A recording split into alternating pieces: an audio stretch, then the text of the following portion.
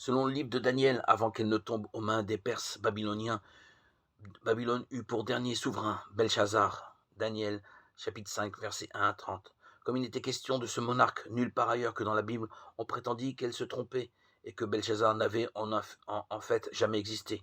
Puis au cours du XIXe siècle, on découvrit dans des ruines au sud de l'Irak plusieurs petits cylindres recouverts d'inscriptions cunéiformes. On y déchiffra en particulier une prière demandant que la santé soit accordée au fils aîné de Nabonide, roi de Babylone. Et quel était le nom de ce fils? Belshazzar. Un Belshazzar a donc bel et bien existé. Mais était-il roi au moment de la chute de Babylone? La plupart des documents trouvés par la suite le qualifient du fils de roi ou de prince héritier.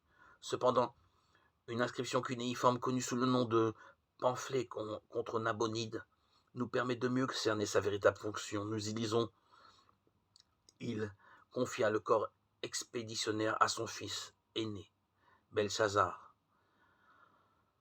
et mit sous son commandement une armée composée de gens de tous les pays. Il retira sa main des affaires, il lui confia la royauté. Ainsi, Belshazzar ou Belcharouchour en hébreu se vit remettre la royauté, ce qui à tout égard fit de lui un roi. La position qu'il occupait par rapport à Nabonide, son père, explique pourquoi, au cours de l'ultime banquet qu'il donna à Babylone, il offrit à Daniel de devenir le troisième personnage du royaume. Daniel 5,16. En effet, Belshazzar, Belcharouchour, qui venait après Nabonide, n'était pour sa part que le deuxième souverain de l'Empire.